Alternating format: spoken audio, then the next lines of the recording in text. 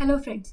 So या व्हिडिओमध्ये आपण संस्कृत पेपर 2चे मोस्ट रिपीटेड क्वेश्चन काय असतील ते बघणार आहोत. सो सर्वात आधी जर चॅनलला नवीन असताल तर सबस्क्राईब करून घ्या, कारण या चॅनलवर तुम्हाला PMS रिलेटेड सर्व इन्फॉर्मेशन मिळणार आहेत. आणि लवकरच आपली वन शॉटची सिरीज आहे ती कंटिन्यू होणार आहे. आणि आपले जे काही पेपर आहेत, गेस्ट पेपर, ओके, सर्व सब्जेक्टचे त्याची एक स्वतंत्र प्लेलिस्ट आहे, तुम्ही जाऊन ती चेक करू शकता चॅनलवर. ओके, व्हिडिओज ऑल अपलोडेड आहेत, राईट.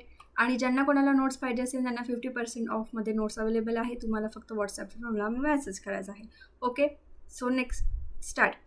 तर बघा, पेपर 1 आपण बघितलं आहे. सो पेपर 2मध्ये मोस्ट ऑफ दी आपण म्हणू शकतो की ते एक जसं की आपण थेरीमध्ये लिहितो बाकीचे पेपर, सो तसं आहे याच्यामध्ये. ओके, सो याच्यामध्ये मेन आहे अन्वय, राईट. सो अन्वय ज्यांना जमले त्याला तो पेपर सॉल्व झाला आहे, राईट. सो ज्यांना काहीच माहीत नसेल अन्वय कसं करायचं, त्यांनी ॲटलिस्ट पेपरला जायच्या आधी, म्हणजे पेपर आता बाकी आहेत आपल्याकडे दिवस, राईट. सो तेव्हा तुम्ही रोज अन्वयची जी काही PDF आहे, सॉल्व केलेले अन्वय असतीलच तुमच्याकडे, सो ती PDF बघत राहा कंटिन्युअस, कारण त्याच्यातले श्लोक तुम्हाला तिथे ॲज इट इज येणार आहेत. तुम्हाला ॲज इट इज त्याच्यात लिहायचं आहे. फक्त ते लक्षात झालं पाहिजे की कोणता अन्वय कसा करायचा आहे, राईट.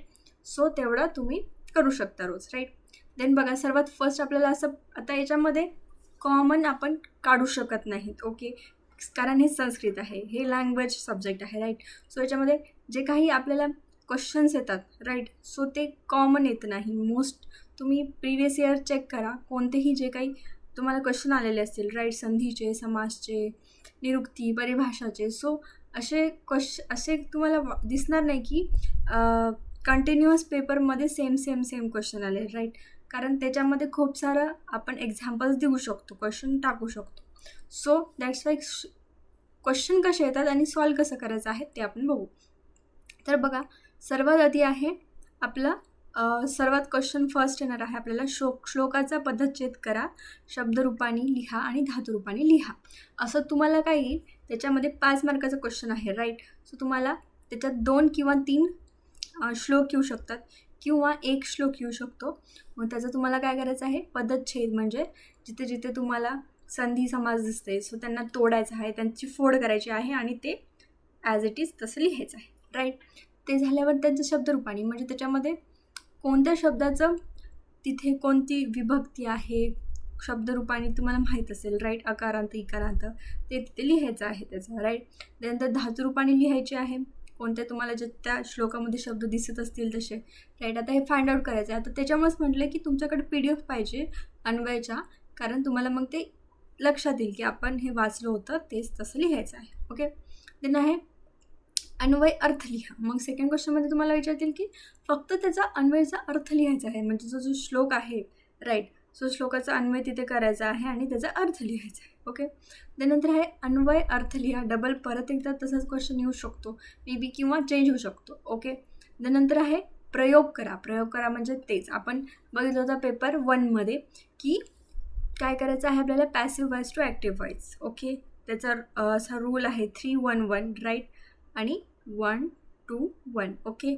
सो हे विभक्ती बघायची त्याची, कर्ता कर्माची, ओके, आणि त्याचा प्रयोग करायचा आहे, ओके. इझी आहे, जर तुम्ही एकदा जर यूट्यूबला लेक्चर पाहिलं तर तुम्हाला समजून जाईल हे, ओके. त्यानंतर टिप्पणी लिहा. तर टिप्पणी लिहामध्ये तुम्हाला कसं येईल, कोणता पण एक शब्द देतील ते, जसं की त्रिदोष किंवा सप्तधातू किंवा ओज, सो असे तुम्हाला किंवा आयुर्वेद, राईट. सो असं तुम्हाला एक शब्द देतील, सो त्याची तुम्हाला निरुक्ती, परत त्याचं जे काही त्याचे श्लोक्स असतील, राईट, सो त्याचं तुम्हाला एक्सप्लेन करायचं असतं. म्हणजे टिप्पणी म्हणजे आपण म्हणतो ना की डिस्क्राईब दिस. सो तुम्हाला एक वर्ड येईल, राईट, तुम्हाला असं येईल वर्ड, सपोज त्रिदोष, टिप्पणी लिहा त्रिदोष.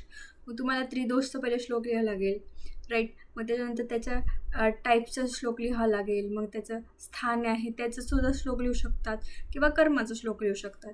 आता ते टायमिंगवर, ॲज टायमिंग जशी आहे तसं तुम्ही ते एक्सप्लेन करायचं आहे, ओके. आणि मराठीमध्ये त्याचं एक्सप्लेनेशनसुद्धा लिहायचं आहे श्लोकाचं, ओके.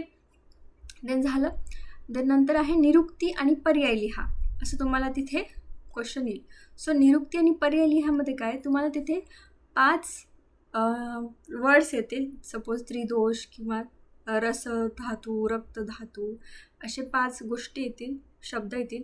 त्याच्या निरुक्ती लिहायचे आहेत, म्हणजे डायरेक्ट त्याचे श्लोक लिहायचे आहेत आणि त्याचे पर्याय लिहायचे आहेत, सिनोनियम्स. ओके. त्यानंतर आहे संस्कृत भाषेत काय करायचं आहे आपल्याला, संस्कृत भाषेत अनुवाद करायचा आहे. म्हणजे तुम्हाला मराठीमध्ये एक पॅराग्राफ देतील किंवा मराठीच्या तुम्हाला 5 लाईन्स देतील, राईट. सो त्याला आपल्याला संस्कृत भाषेमध्ये ट्रान्सलेट करायचं आहे. मग तेच अन्वय जर आपल्याला येत असेल तर आपल्याला हे सुद्धा ट्रान्सलेट करता येईल, किंवा ॲटलिस्ट तुम्हाला बेसिक स्ट्रक्चर माहीत पाहिजे की संस्कृतमध्ये कसं स्ट्रक्चर असतं, की पहिले कर्ता असतो का क्रियापद असतं. ओके.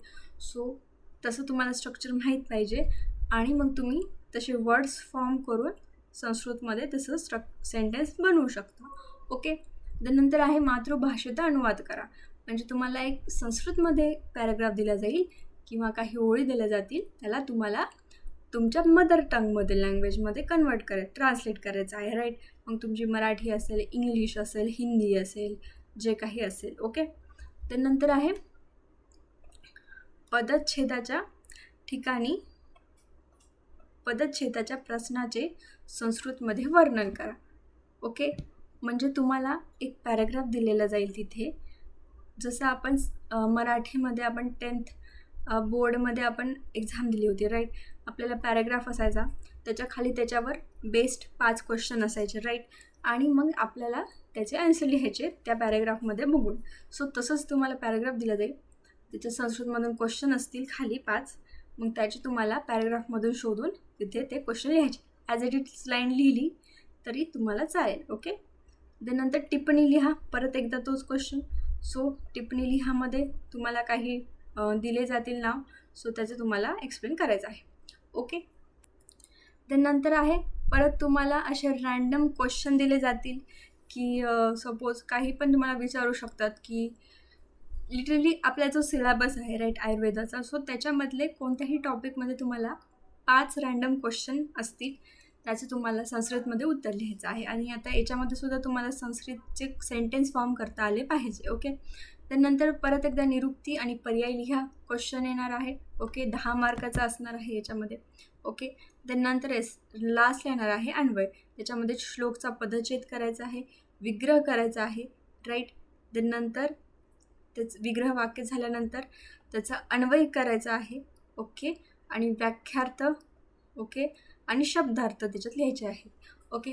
म्हणजे आणि शब्दार्थ आणि परत त्याचं शब्दरूप, धातुरूप हे तुम्हाला तिथे लिहायचं आहे. सो असाच हा संस्कृतचा ओव्हरऑल पेपर आहे. याच्यामध्ये मोस्ट ऑफ दी प्रॅक्टिकल तुम्हाला नॉलेज पाहिजे, की तुम्हाला बेसिक संस्कृतचे सेंटेन्स फॉर्म करता आले पाहिजे. ओके. बाकी याच्यात दुसरं काही नाही आहे. प्रॅक्टिस करा, तुमच्याकडे 10 दिवस आहेत, प्रॅक्टिस करत राहा. ओके. जितकी प्रॅक्टिस करसाल तितकं तुम्हाला हे इझी जाईल. ओके. थँक्यू.